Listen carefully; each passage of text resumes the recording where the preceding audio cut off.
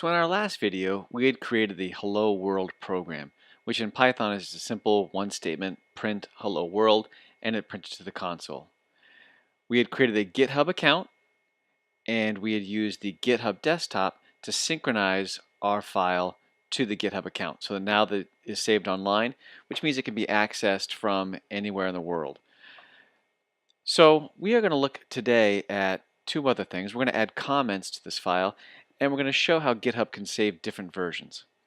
So usually when you write a Python file, you're going to put in some comments.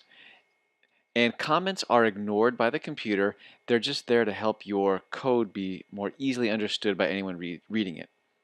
So I'm going to put my name, written by Brian Wilkinson. And you can see that the pound sign is the symbol for a Python comment. Other programs use slashes or other symbols. Last updated August 4th, 2016. And again, this is at the top, just shows who wrote it, when it was last worked on, and then I'll put a comment here.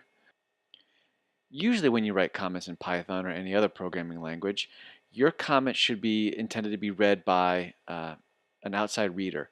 And so your goal is to explain why you did something, not necessarily explain how you did something. Your variable names, as we'll talk about later, should be self-explanatory. The idea that this line, print hello world, does what it says, I don't need a comment to explain that, but I can say that first Python file written, also used to explain GitHub. Whoops. And again, those things might not be obvious to the reader, which is why I would put them in a comment. I'm going to go ahead and save that. Okay, so I've added a couple of comments, and let's go back to the GitHub desktop. Now you'll notice that it automatically shows that my hello.py file has had some changes.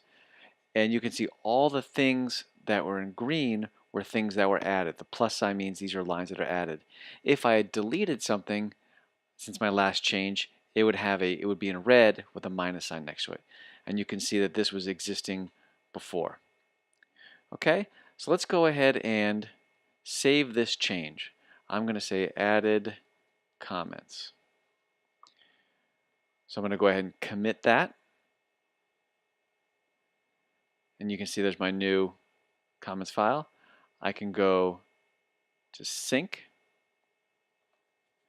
And looks like I forgot to uncheck my other files. So those files are actually going to be synced up to GitHub as well.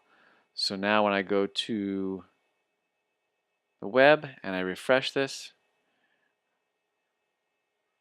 I see that file with that folder with these other files, these hidden files in there, which I don't need, but they're there. So you can see now it says here I have 2 commits. And if I look at those, I basically see snapshots of my program as they existed. So if I click on first commit, I can see exactly what happened, what the file looked like when I committed it the first time. If I go back and looked at the second commit, I can see all the things that were added. I really should have unchecked those files. I can see that this file has changed. So as your programs get bigger and bigger and bigger, you might find out that the code you've been working on just doesn't work right, and you've wasted hours working on it, and you want to go back to a previous version. Well, you really can't if you're just using your Python editor, because it's hard to, if you've already saved it, you can't really undo those changes you did, hours or days before, which is why using GitHub is so helpful to let you go back to a previous version of your file. So hopefully as you go on through this semester and this year, you'll find GitHub more and more useful, if not only to manage the program between home or school, but to manage all the different changes that you'll make.